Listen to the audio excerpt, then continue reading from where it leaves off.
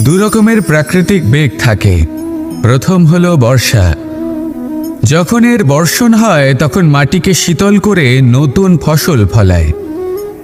আর দ্বিতীয় হয় পবন, যা আমাদের সর্বদা শ্বাসবায়ু প্রদান করে।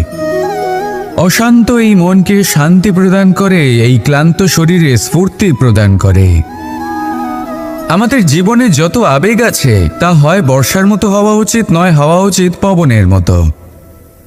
ক্রোধ, মতভেদ, বিবাদ এগুলো হওয়া উচিত বর্ষার মতো। অর্থাৎ কিছু সময় পরে যেন এরা নিজে থেকেই ছিন্ন ভিন্ন হয়ে চলে যায়। আর যদি পবনের মতো কোনো আবেগ থাকা উচিত তা হলো প্রেম, যা সর্বদা শ্বাসবায়ু প্রদান করে, সবসময় সাথে থাকে। একে আমরা অনুভব করতে পারি না, কিন্তু এই আমাদের অনুভব করার জন্য প্রাণবায়ু প্রদান করে। আর যখন চক্রবাতের মতো সে ভয়ঙ্কর হয়ে ওঠে তখন সমগ্র সংসার বদলে দেয়। এর সারমর্ম একটাই, শক্তি। মতভেদ, ক্রোধ, বিবাদের মধ্যে নেই। শক্তি যদি থাকে তা আছে প্রেমের মধ্যে। তাই এই প্রেমকে মনের মধ্যে রাখুন আর আমার সাথে বলুন, রাধা রাধা। জীবনে দুই ধরনের আবেগ রয়েছে যার কোনো মূল্য নেই। আমার কথার অর্থ এটা নয় যে এদের কোনো গুরুত্ব নেই। গুরুত্ব যথেষ্টই রয়েছে, শুধু এদের জন্য আপনাকে কোনো মূল্য দিতে হয় না। প্রথম আবেগ হলো আনন্দ, প্রসন্নতা। এটা আপনি যে কোনো জায়গায় খুঁজে পেতে পারেন যদি আপনি খুঁজে পেতে চান। আপনি কোনো পুষ্পের সৌন্দর্য দেখে প্রসন্ন হতে পারেন। বায়ুর কারণে যখন একটি বৃক্ষ শিহরিত হয় সেটা দেখে আপনি প্রসন্ন হতে পারেন। একটা ছোট্ট শিশুর কলরব শুনেও আপনি প্রসন্ন হতে পারেন। একটা ক্রন্দনরত বালককে হাসিয়ে আপনি প্রসন্ন হতে পারেন। সবকিছু আপনার ওপর নির্ভরশীল। সেখানে আরেকটি আবেগ হলো দুশ্চিন্তা। মানুষ বড়ই দুশ্চিন্তা করতে থাকে। আজ আমি এই কাজ করেছি, সেই বিষয়ে চিন্তা। আজ আমি এই কাজ করতে পারিনি, সেই বিষয়ে চিন্তা। কাল আমাকে এই কাজ করতে হবে, সেই নিয়ে চিন্তা। আমি কি সেই কাজটা করতে পারবো, সেই বিষয়েও দুশ্চিন্তা। চিন্তা সর্বত্র রয়েছে, যার জন্য মূল্য দিতে হয় না। যত চান আপনি একত্রিত করতে পারেন। একটা গুরুত্বপূর্ণ কথা মনে রাখবেন, প্রসন্নতা জীবনের একটা নতুন সূত্রপাত। সেখানে দুশ্চিন্তা হলো জীবনের চিতার সমান। এবার এই দুটি আবেগ হলো মূল্যহীন। দুটোই আপনার সামনে আছে। কোনটা চয়ন করবেন আপনি, দুশ্চিন্তা নাকি প্রসন্নতা? সিদ্ধান্ত আপনারই। আসুন আর আমার সাথে ভালোবেসে বলুন, রাধা রাধা। জীবনের প্রত্যেক মুহূর্ত আমাদের কিছু না কিছু শিক্ষা দেয়। নির্ভর করছে আমাদের দৃষ্টিভঙ্গির ওপর। যেমন নদী হলো আমার অত্যন্ত প্রিয়। নদীতে ভ্রমণ করতে আমার খুব ভালো লাগে। কি বলেন? নদীতে সবসময় নতুন কিছু থাকে, ও পুরনো কিছুই নিয়ে বসে থাকে না। সবসময় প্রবাহমান, কখনো থামে না। ততক্ষণ থামে না যতক্ষণ না সাগরে গিয়ে সমাহিত হচ্ছে। ঠিক এইভাবেই আমাদেরও উচিত নিজের জীবন অতিবাহিত করা, নদীর মতো। প্রত্যেক মুহূর্ত নতুন, তাই সেইভাবেই জীবনযাপন করুন। পুরনো কিছুই একত্রিত করে রাখবেন না। বিগত স্মৃতির মাঝে নিজেকে হারিয়ে ফেলবেন না। এই যে বর্তমান, এই যে মুহূর্ত, সেটাই হলো সর্বশ্রেষ্ঠ। এর মাঝেই জীবনযাপন করুন। নদীর মতো প্রবাহমান হতে শিখুন। আপনি শিখে গেলে তাহলে মনে রাখবেন, আমার আপনার মাঝে বিচরণ করতে বড়ই ভালো লাগবে। যে ব্যক্তি আনন্দের সাথে জীবনের প্রত্যেকটা মুহূর্ত অতিবাহিত করে, কোনো চিন্তা ছাড়াই প্রবাহমান হয়, কখনোই থামে না, যতক্ষণ না মুক্তি লাভ করছেন, এমন ব্যক্তির মধ্যেই রাধাকৃষ্ণ বসবাস করেন। তাহলে আসুন আমার সাথে ভালোবেসে বলুন, রাধা রাধা। আপনি অবশ্যই কোনো গাছ দেখে থাকবেন যেখানে অনেক ফল রয়েছে। সেই গাছের ডালগুলি নিজে থেকেই নত হয়ে যায়। কেন? যাতে মানুষ, প্রাণী, এরা সকলে যাতে সেই ফল খুব সহজে গ্রহণ করতে পারেন। এটাই হলো প্রকৃতির শিক্ষা, এটাই হলো প্রকৃতির নিয়ম। মানুষেরও কিছুটা এরকমই হওয়া উচিত। যদি আপনি সাফল্যের চরম সীমায় পৌঁছে যান, অনেক বেশি ধন অর্জন করে ফেলেন, তখন মনে রাখবেন যে আপনি যেন অহংকারী না হয়ে পড়ে। বিনম্র থাকতে হবে। সেই ধনকে ব্যবহার করতে হবে উচিত কাজের জন্য। সেই ধনের দ্বারা সমাজের মঙ্গল করা উচিত। সকল মানুষকে সাহায্য করা উচিত যাদের ধনের অভাব আছে। যদি ধনী হওয়া সত্ত্বেও আপনি ধনের সদ্ব্যবহার এই সমাজের মঙ্গলের জন্য, তার ভালোর জন্য না করেন, যদি আপনি ধন দান না করেন, তাহলে এই ধন অহংকার রূপী বিষে পরিণত হয়ে আপনাকেই নাশ করবে। তাই ফলে ভরা গাছের মতো নত হয়ে থাকুন, বিনম্র হয়ে থাকুন, দান করুন, আর আমার সাথে ভালোবেসে বলুন, রাধা রাধা। জল এ হলো জীবনের আধার পঞ্চতত্ত্বের মধ্যে একটি, আর অত্যন্ত বিশেষ। এর থেকে অনেক বড় শিক্ষা পাওয়া যায়। এই জল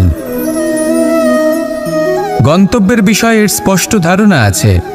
ও জানে ওর লক্ষ্য কি, আর প্রয়াস করে ততদূর সে পৌঁছেও যায়। এটি পর্বত থেকে বয়ে নিচে নেমে আসে, নদীর সাথে সমাহিত হয়ে তার সাথে বয়ে চলে, চিরসবুজ বনানী গড়ে তোলে, প্রাণীদের তৃষ্ণা নিবারণ করে, সামনে এগিয়ে চলে, মানুষের সাথে মিলিত হয়। যারা একে বাঁধের মধ্যে বেঁধে রাখতে চেষ্টা করে, সে বন্দি দশাতেও থেকে যায়, মানুষের কল্যাণ করে। তারপর বাঁধ থেকে মুক্তি পেয়ে এগিয়ে চলে। কোথাও ধাক্কা খায়, কোথাও বাধা পড়ে, কোথাও যদি পথ খুঁজে না পায়, তাহলে পথ খুঁজেই নেয়।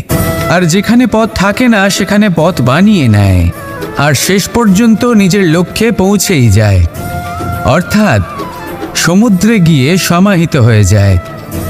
আমাদেরও কিছুটা এরকমই হয়ে উঠতে হবে। যেখানেই যাবেন সকলের কল্যাণ করুন, সামনে এগোন। আপনি কোথাও পড়ে গেলে, ধাক্কা খেলে আঘাত লাগবেই, উত্থান পতন লেগেই থাকে। সামনে এগোতে থাকুন। কোথাও পথ না পেলে তা খুঁজে নিন, কোথাও পথ না থাকলে তা বানিয়ে নিন। নিজের গন্তব্যের কথা সবসময় মনে রাখুন। শেষ পর্যন্ত নিজের মোক্ষ লাভ আপনি অবশ্যই করবেন। আর আমার সাথে ভালোবেসে বলুন, রাধা রাধা।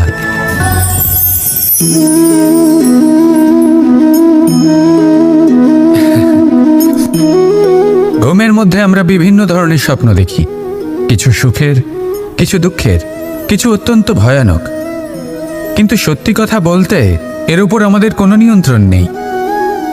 কিন্তু আমি এমনও কিছু ব্যক্তিকে দেখেছি যারা খোলা চোখে স্বপ্ন দেখেন এবং তা যাপন করেন।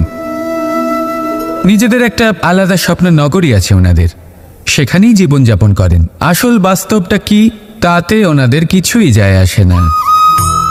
এমন কিছু মানুষ আছেন যাদের কাছে বিন্দুমাত্র জ্ঞান নেই, সে না হয় ঠিক আছে, কিন্তু জ্ঞান এমনভাবে প্রদান করবেন যে মনে হবে সংসারের সমস্ত জ্ঞান তাদের কাছেই রয়েছে। এমন কিছু মানুষ আছেন যারা ভালোবাসতে জানেন না, আর তাও আমি মেনে নিলাম, কিন্তু কথা এমনভাবে বলবেন তাতে মনে হবে যেন প্রেমের বিষয়ে সবকিছু শুধুমাত্র ইনিই জানেন। এবার আমি এমন কথা অবশ্যই বলছি না যে আপনি এরকম করেন, কিন্তু যদি কোনো ব্যক্তি এরকম করেন, তাহলে তার এটা মাথায় রাখা উচিত যে সেই ব্যক্তি অন্য কারোর সাথে নয়, নিজের সাথে অনুচিত করছেন। কারণ এমন কাজ করে উনি নিজের দোষ, নিজের অপগুণ সংসারের কাছে নয়, নিজের কাছে লুকোচ্ছেন। আপনি যদি নিজেকে বুঝতে না পারেন, সম্পূর্ণরূপে নিজেকে আকলন না করেন, নিজের অপগুণ, নিজের দোষ পূর্ণরূপে না বুঝতে পারেন, তাহলে এটা কি করে বুঝবেন যে নিজেকে কিভাবে শুধরে নিতে হবে? আপনাকে নিজের সত্য স্বীকার করতেই হবে, তারপরেই আপনি নিজেকে পরিবর্তন করতে পারবেন। তাহলে স্বপ্নে নয়, বাস্তবে বাঁচুন, আনন্দে বাঁচুন, আর আমার সাথে ভালোবেসে বলুন, রাধা রাধা। যতক্ষণ আমরা এই সংসারে জীবিত, ততক্ষণ আমাদের সাথে সবকিছু থাকে। আমাদের ধন, সুখ স্বাচ্ছন্দ্য, আমাদের মিত্রগণ, আমাদের পরিবার, এই সমাজ, এই সব কিছু আমাদের সাথে থাকে। যেদিন আমরা এই সংসারকে ত্যাগ করব, এদের মধ্যে কেউ আমাদের সাথে যাবে না, না ধন, না স্বাচ্ছন্দ্য, না সম্পত্তি। এই সকল মানুষ, এই সমাজ, এরা শুধুমাত্রই শ্মশান পর্যন্ত আমাদের সাথে থাকতে পারবেন। তারপরে যদি আমাদের সাথে কিছু যেতে পারে তাহলে তা শুধুই আমাদের ধর্ম। আর এই সংসারে আমরা নিজেদের যে সুনাম রেখে যাই সেটা সম্ভব শুধুমাত্র কর্মের দ্বারা। সেই জন্য সংসারে যতদিন পর্যন্ত জীবিত আছেন, যদি কিছু অর্জন করতে চান তাহলে ধর্ম অর্জন করুন, ধর্মের বিষয়ে স্পষ্টতা অর্জন করুন এবং কর্ম অর্জন করুন। এটাই হবে আপনার অতীত এবং এটাই হবে আপনার ভবিষ্যৎ, এবং এটাই সকলকে প্রেরণা প্রদান করবে। আসুন আমার সাথে ভালোবেসে বলুন, রাধা রাধা। বস্ত্র আমাদের সকলের প্রিয়, এটা আমাদের জীবনযাপনের জন্য প্রয়োজনীয়। আমরা সবসময় চেষ্টা করি সেই বস্ত্র পরতে যা পরলে আমাদের দেখতে ভালো লাগে। কিন্তু কখনো এই কথা ভেবে দেখেছেন যে কিছু বস্ত্র যদি স্বচ্ছ হয় তাহলে তা পুরনো হলেও দেখতে ভালো লাগে? ঠিক তেমনই, যেমন কোনো খাবার যদি মশলাদার না হয়, অত্যন্ত সুস্বাদু নাও হয়, কিন্তু যদি তা গরম হয়, টাটকা হয়, তাহলে খেতে ভালোই লাগে। ঠিক সেইভাবেই যদি কোনো ব্যক্তি সুন্দর নাও হয় কিন্তু তার কথা খুবই মধুর হয়, তাহলে সেই ব্যক্তি সকলের প্রিয় হয়। কোনো ব্যক্তি যদি ধনবান নাও হন কিন্তু তিনি যদি গুণী হন, তাহলে এই সংসারে সম্মান লাভ করেন। সেই জন্য কখনো এই বিষয়ে দুঃখ পাবেন না যে আপনার কাছে ভৌতিক স্বাচ্ছন্দ্য নেই। আপনার কাছে সবথেকে বড় বস্তু, সবথেকে মূল্যবান বস্তু যেটা আছে সেটা হলো আপনার আত্মা, আপনার মন, আপনার বিচারধারা, আপনার গুণ, আপনার কথা। এগুলো সবসময় শুভ রাখুন এবং সবসময় নিজের সাথে রাখুন। এই জীবন সফল হবে এবং প্রেমময় হয়ে বলে উঠবে, রাধা রাধা। জীবনে লক্ষ্য লাভ কি করে করতে হয়? কেউ বলবে বন্ধুদের সাহায্যে, কেউ বলবে প্রেমের সাহায্যে, কেউ বলবে নিরন্তর চেষ্টা করলে, কেউ বলবেন পরিশ্রম করলে, কেউ বলবেন ঈশ্বরের আশীর্বাদে, ইত্যাদি ইত্যাদি। আমি আপনাকে বুঝিয়ে বলি, এই যেমন ত্রিলোক আছে, অর্থাৎ 3 লোক আছে যাকে সঞ্চালন করে ত্রিদেব বা 3 জন দেবতা।